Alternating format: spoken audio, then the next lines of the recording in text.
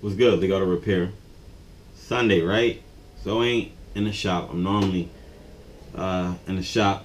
Sometimes Sundays here and there I may go in there to catch up on like some work or whatever. But this week I'm just tired. I'm fucking tired because it's just all these dang pain in the ass in it. The last car I'm working on is an Audi A8, like a 2008 or 9 Audi A8, the 4.2 V8, and had to do an AC compressor, air compressor in that joint. So to get that out, I had to take a portion of the subframe off and take off the side mount, and to dig up in there and to maneuver it out was a pain in the fucking ass. Like, it's fucking annoying because my arms was like scraped up and all that shit. So and got an engine job. It's starting to pile up. I ain't complaining, but the work coming in. Well, I just got to get organized and shit. I'm just overwhelmed right now. But make sure you guys hit that like button. Make sure you guys subscribe. Somebody's riding a dirt bike in the neighborhood or whatever. I don't know why they ride it around here anyway. This ain't Philly. Philly, they ain't gonna chase you. The cops ain't gonna chase you. But around where I live at, in the county, like, they gonna fucking chase you and shit. So hit the like button. Make sure you guys subscribe or whatever. So in this video, just gonna be talking about anybody who's becoming a mechanic. You want to talk about like money, because I know money is gonna be a main concern, because it's the reason you want to do it, other than you liking fixing cars, right? So how would I title this video? I guess how much money did I make when I started off as a mechanic? So I'm gonna be breaking it down in like flat rate terms, and then in salary terms too, or whatever. So let's jump straight into it. So I'm 30 now. When I was a young boy, when I first started off fixing cars or whatever, of course you want to get your hourly jobs. Your hourly jobs gonna suck ass. When I say suck ass, gonna suck ass, balls, and dick at the same time, just grouped together, just like that. And the reason why I say it's ass, because you're gonna be a young boy. You're like 18, 19. Just remember 19. I remember I could make like just $350 after taxes, just for doing tires and brakes and oil changes. $350 at the taxes, or you could be making like what, 10 an hour, 11 an hour, 12 an hour. So I just say anywhere between 10 to $12 an hour, depending on where you at, what type of business you in or whatever, or type of company you work for or whatever. So make $350. Always be like $350 to $400. So let's just do that range. And then you put a little bit of extra overtime in. Maybe do extra day out of just staying. So we work 6 days or whatever, some weeks or whatever. So you could get it up to 400 to 450 or whatever. If you really work hard, you get like some extra commission, incentives. You can make 500 a week, maybe a little bit more. But let's just do anywhere between 350 to 500 at the taxes, if you really grind right. On the low end is just you coming to work and clocking out, do what you're supposed to. On the higher end of the 500 things, so you got 350, you just working, and then the 500, and that range is you really putting in work, and like I said, getting those incentives in or whatever. So what's next after you get paid that? So you can get paid that for a few years. You young, they ain't gonna give you certain jobs. There's gonna be a lot of trust issues thing. I got like Brian's comment. Let me click off that, because Wyatt, I'll read your comment and get all distracted in the video. But shout out to Wyatt, one neighbor. Get over to his channel. That's my big brother. He cool. So just your pay range for a few years is gonna just be offbeat. Maybe for a young person, maybe you ain't got no kids. I don't know what's your situation, but I was 20 years old when I had a kid, whatever. So I ain't have like a lot of kids. Plenty of people who got like a lot of kids coming up. But you start off in your early 20s or whatever your situation is being a mechanic. If you working off, just everything is like your expenses is low or whatever and shit, and just it may not be that bad. But if you somebody who got like your family and becoming to be a mechanic, that's the part where it's gonna be a problem. Whatever, you're gonna need more money, right? So you gotta ride it out. Like, let's just say, give it about 3 years. Wait till you up about like 21 or 22. Depending on if you started at like 17 or like 18 or whatever, you're gonna wait at least like 3 or 4 years before they start giving you different jobs. You start making more money. Maybe you gotta be at a job longer. In a year they give you $1 raise. You gotta meet some type of quota or something like that. They give you $1 raise. I don't know what your situation is, what they're offering.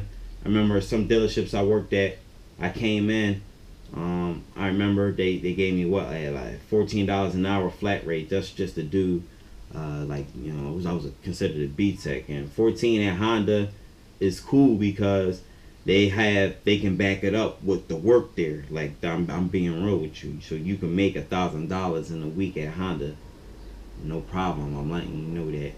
So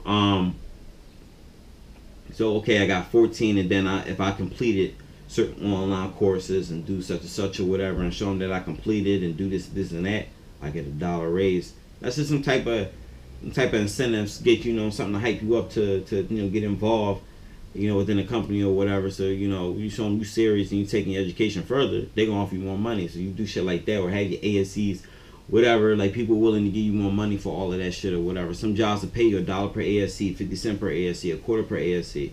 I don't know what it is. They go get your state inspection license, man. Then they'll refund you the money. Just all kinds of variables with that and shit. So, okay, so let's just say you're getting up to your mid, you know, your ASC 24, 25 years old. You want to definitely be over that 500 mark, like making that 500. Like, it's going to be like no problem. Of course, you be B Tech status by then, and you be doing bigger jobs. Like, they'll probably be giving you, like, tell me about jobs. It's B Tech jobs. A B Tech class work or whatever, experience, skill set. Get, you know, 10-hour tickets, 12-hour tickets, maybe pull engines or whatever and shit. You know, just, I don't know which your skill set gonna be, but they're gonna be giving you more jobs, giving you more pay, of course, and you're gonna be getting more responsibility, so you're gonna be making more money.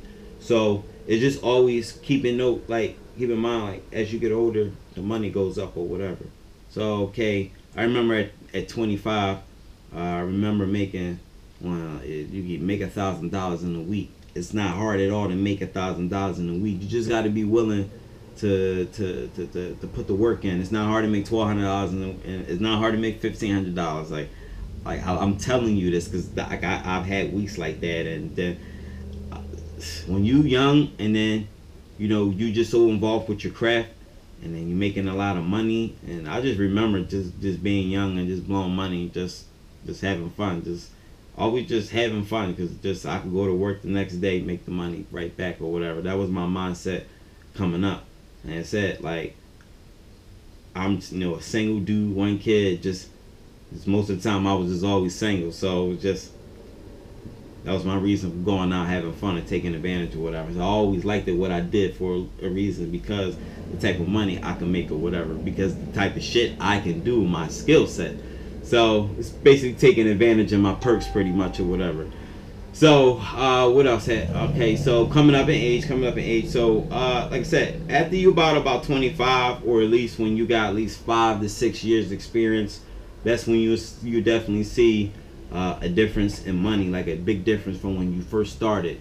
Now, me, when you're doing it for more than like 10 years professionally or whatever, it's like, you know what you're supposed to be getting. You know what's bad. You know what's good. You know what you like. You know what type of week you want. You know what type of jobs you want. You just been around. You just experienced the bullshit or whatever. Like for me, what type of pay. Like I like weeks I get. Like, I rely on my like side jobs for like survival out here. Like, believe it or not, what I make during the day, be majority of the time, I make more on the side than what I could do at, you know, where I work at. But I like try to like not keep both like all of my eggs in one basket, because if one place is doing bad, then I'm going to be doing bad altogether. But if I'm getting extra income on the side and I'm getting money from you know, my primary place I work at or whatever, then I got like a fail safe and I'm good. And I've been like been rolling like that for like a long time now.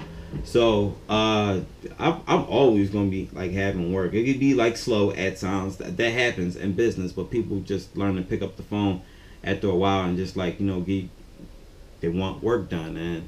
And just, I'm overwhelmed with work right now. I'm not gonna complain. I'm just gonna just keep taking the work. Like I said, everything just you're gonna be going through fixing cars. It takes time. It's a process. This shit don't happen overnight. You need to understand this. You can make anywhere between, just know that it's possible to make $2,000 in a week. Yes, it's possible. You can even make more than that. It just all depends on how you set up. Now, for real, I'll be honest with you. If you really want to see like some bread, like some real bread, then like you need to be doing this like yourself, like being self-employed. That's the only way you're gonna be seeing like your money, because you work just because you got your own tools, you got this and that, blah blah blah, whatever, rah rah.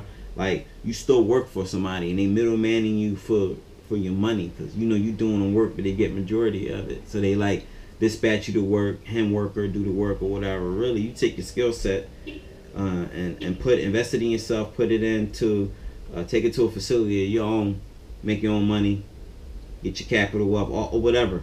Know your situation or whatever. I know that's my situation.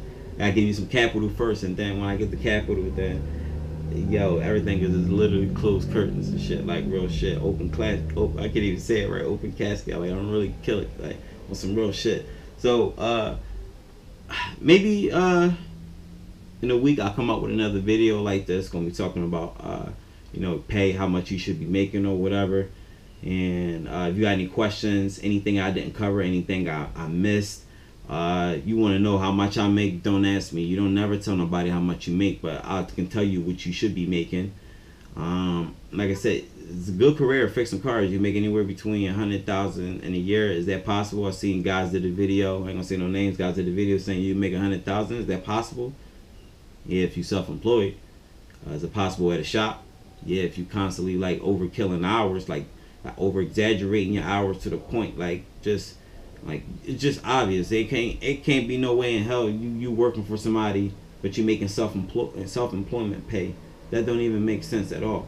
So when you make 70,000, yes, that's possible. 80,000, 50,000. No, it's not hard to do 50,000, 60,000. Like yes, you can just 30,000 is just, of course, that's what you starting off at, but like anything after 50 is the bracket you want to be in. I'm just being real with you. Realistically, if you want to like get some type of stable like income and like so you can wait some type of survival out here and shit or whatever.